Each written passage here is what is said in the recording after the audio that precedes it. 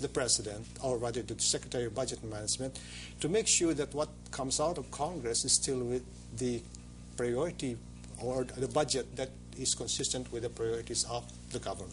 Okay, then let me ask you, because there are some allegations that basically this is a simple clerical error, that what is envisioned by these two controversial provisions is that they're talking about two separate flyover plans.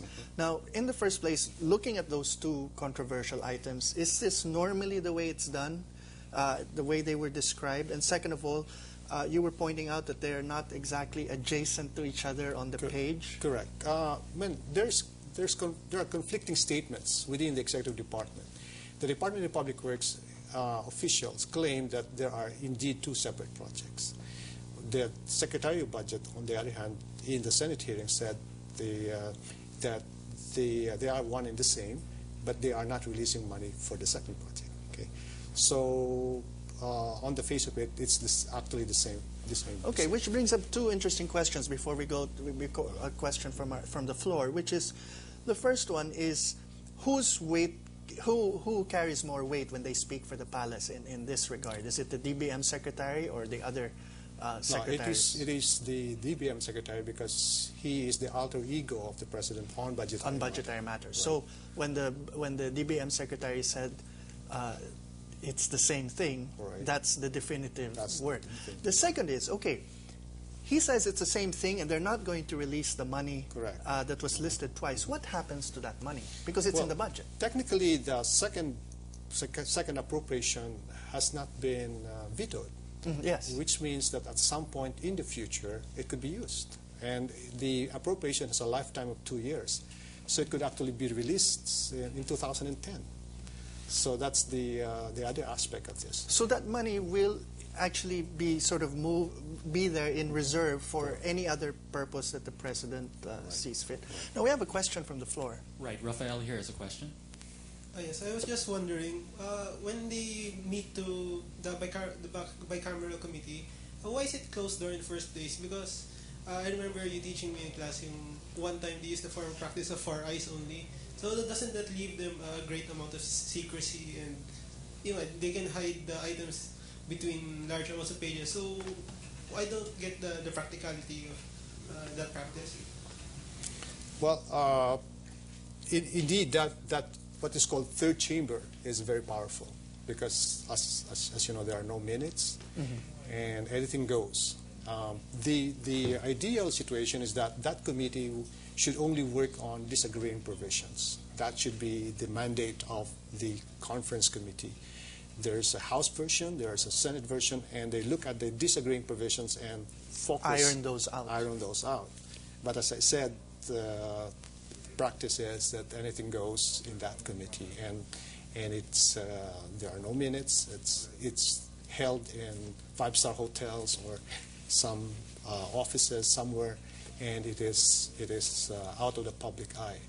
And the gentleman is correct. I mean, maybe a reform in the future is to make sure that the mandate of that committee should be limited to only those disagreeing provisions. But to address the specific question you raised, why does that take place?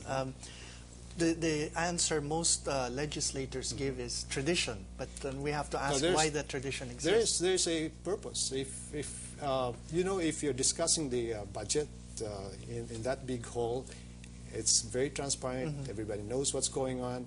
So some congressmen would not willingly participate in that process, right?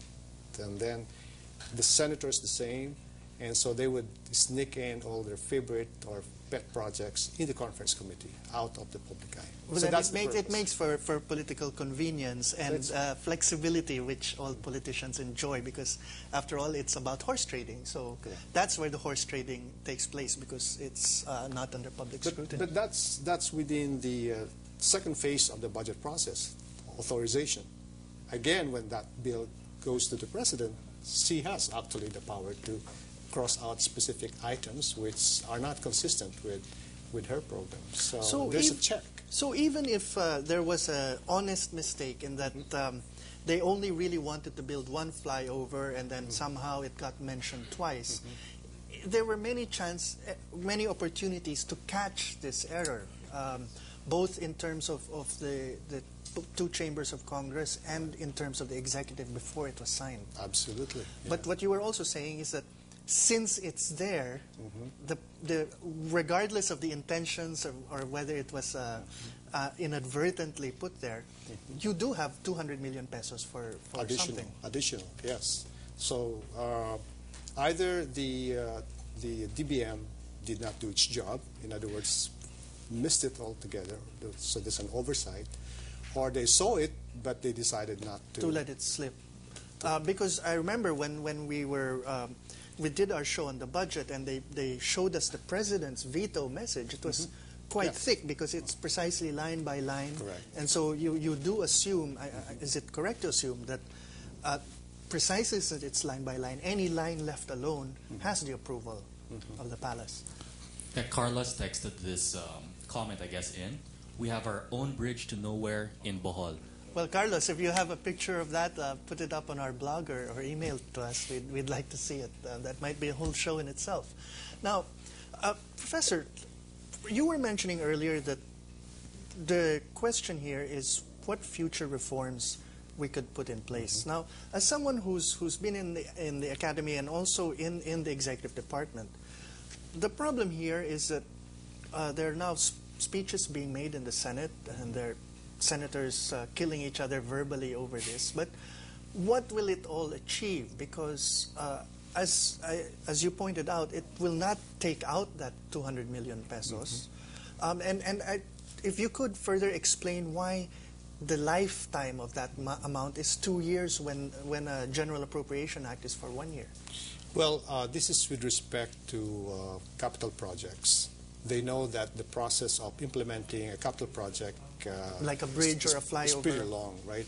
You have to go through a bidding process, which could easily take 3 to 6 months. And then, so recognizing that, there is a provision in the law which allows the utilization of a particular capital project, the authority to spend for a particular capital project, to be 2 years rather than just 1 year.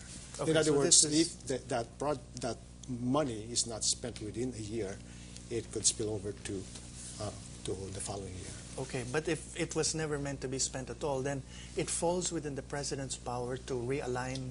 Correct. In fact, in the 2009 budget, if I remember right, they have a chapter on savings, and that's about 100+ billion.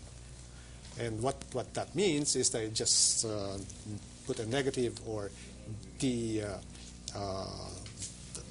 de-obligated some of the appropriations. In other words, state that, look, we're no longer going to use this, and then put it in a pool, and then from that pool augment some items like the it's a flexible fund. Basis conversion, for example, got 1 billion out of that pool of savings, and on the other hand, the Department of Education, the budget was reduced by about close to 30 billion. So this thing could be done also. She could put a negative on this 200 million, but she could, when we're all sleeping, resurrect that and put it in another item in the budget. And it it would could also actually be all be put in perfectly legal. Perfectly legal.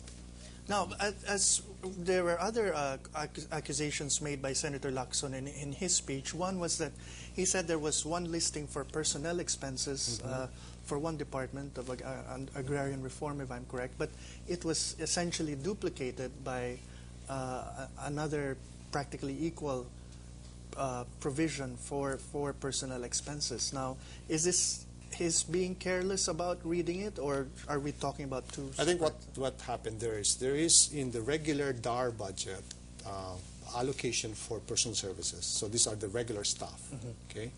And then there's a big fund called CARP Fund, Comprehensive Agrarian Reform Fund, and the budget for that is determined by the CARP Council, and they can decide whether part of it should be used for personal services. They need people to, let's say, provide some services. I think that's the nature of that provision. Okay, so while there are no permanent positions for the other item, You have to hire people to deliver service.